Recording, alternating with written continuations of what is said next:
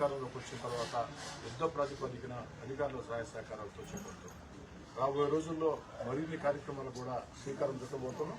Nellore rural నియోజకవర్గం అభివృద్ధి కార్యక్రమాల విషయంలో రాష్ట్రానికి ఒక ఆదర్శం కావాలా అన్నది నా ఉద్దేశం.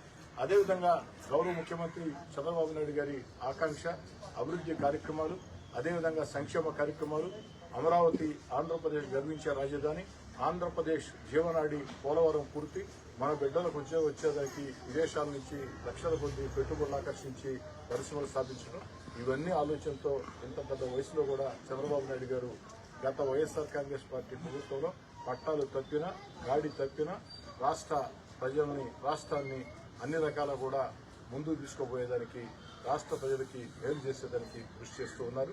గత వైఎస్ఆర్ కాంగ్రెస్ పార్టీ ప్రభుత్వంలో ఆనాడు వైఎస్ఆర్ కాంగ్రెస్ పార్టీ అరాచక విధానాలతో, అస్తవ్యస్త విధానాలతో, అనాలోచిత విధానాలతో రాష్ట్రం ఆర్థికంగా దివాలా తీసింది.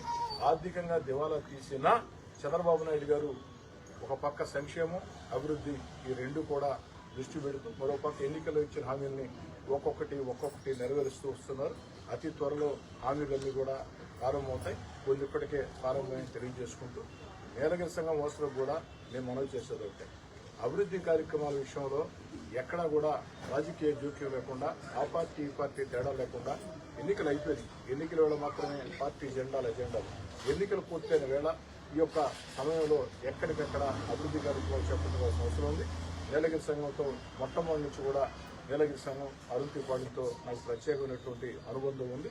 ఆ అనుబంధంతో నీలగిరి సంఘాన్ని, అరుంతిపాడాన్ని ప్రత్యేకంగానే చూస్తానని, ప్రత్యేకంగానే ప్రేమిస్తానని చెప్పని మాట ఇస్తూ ఈ 35 లక్షల రూపాయల పనులకి సంబంధిత కాంట్రాక్టర్కి ప్రజలందరూ సహకరించారు.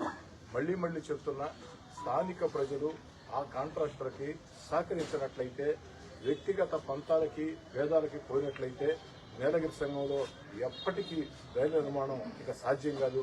దాన్ని దృష్టిలో ఉంచుకుని నీలగిరి సంఘం వాసులందరూ మన భవిష్యత్తు కోసం, మన బిడ్డల భవిష్యత్తు కోసం ఈరోజు ఈ రైలు నిర్మాణానికి పూర్తి స్థాయిలో అధికారులకి, అటు కాంట్రాక్టర్కి సహకరించాలని చెప్పని కోరుతూ కాంట్రాక్టర్